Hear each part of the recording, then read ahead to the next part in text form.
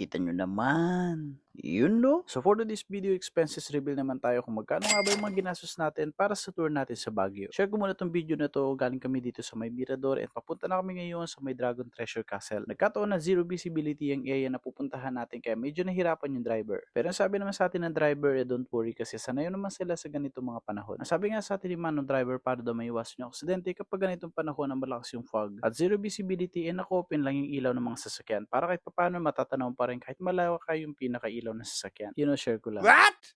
So ito na nga guys, mag-umpisa na tayo. Dalawa nga kami na pumunta ni Mrs. ko sa Baguio. Joiners kami so nakasetup na lahat. Sasakyan, accommodation at itinerary. 3,300 per head so dalawa kami 6,600. 6,600 inuna namin yung pinaka-DP na namin na 500 per head so nag-down ako ng 1,000 pesos. And then pagpunta namin mismo or pagdating namin mismo sa Baguio, una namin pinuntahan yung Burnham Park. At syempre, first time namin kumain ng taho kaya nag-order kami. 50 pesos ang isang cup so nag-order kami ng isa. At dahil under maintenance yung lake so hindi na kami nakapag ganun. Ang ginawa na lang namin nag-bike kami for about 100 pesos. Nakalimutan ko na yung exact amount so more or less around 100 pesos yung ginastos namin doon. Pagkatapos nga namin nag-bike yung medyo napagod ng konti kaya nag-try kami ng corn dog nila ng 100 pesos. Then after that sumunod naman yung pupuntahan namin yung Botanical Garden. 100 pesos naman ang pinaka-entrance so dalawa kami cost 200 pesos. Marami mga pwedeng bilhin sa Botanical Garden. Pwede kang bumili ng mga souvenirs, halaman, and many more. At dahil nga first day pa lang namin so hindi na kami nagbili ng kung ano. Then after that pumunta naman kami din sa may right swing. Dahil sa pagod hindi na rin kami lumabas, nagstay na lang kami sa van para mag-rest. So sa may right wings hindi kami gumastos. Ang susunod namin pinuntahan yung Mines View. Napakamura lang ng entrance dito dahil 20 pesos lang. Napakaraming souvenirs doon, may mga nagbebenta ng strawberries, mga pagkain, pwede kang sumakay sa mga kabayo, pwede ka rin magsuot ng mga traditional costume ng mga ipugaw at igorot, at marami pang iba. Pero ang pinili namin, syempre first time namin doon, ang makapagsuot ng traditional costume at makasakay sa mga kabayo. Sa traditional costume nga, 50 pesos ito. So dalawa kami, cost 100 pesos. Medyo pricey nga lang talaga kapag nagpa-picture ka na nakasakay sa may kabayo. Pag sumakay ka nga ng kabayo tapos pinicturean ka nila, 100 pesos na yun. So dalawa kami ni Mrs. ko, that cost 200 pesos.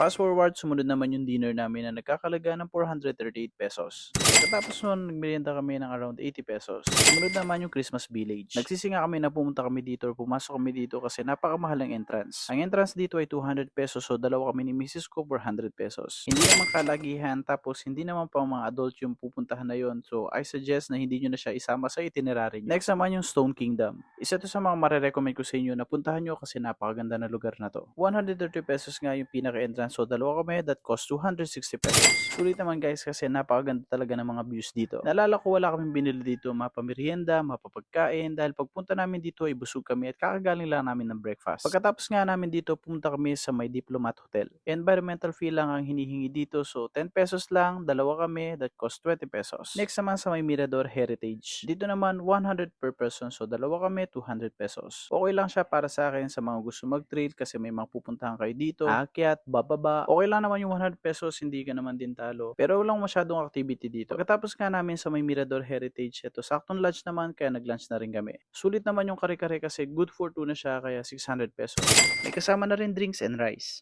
After ng lunch, dumiretso kami sa may Dragon Treasure Castle. 165 per person so 330 pesos.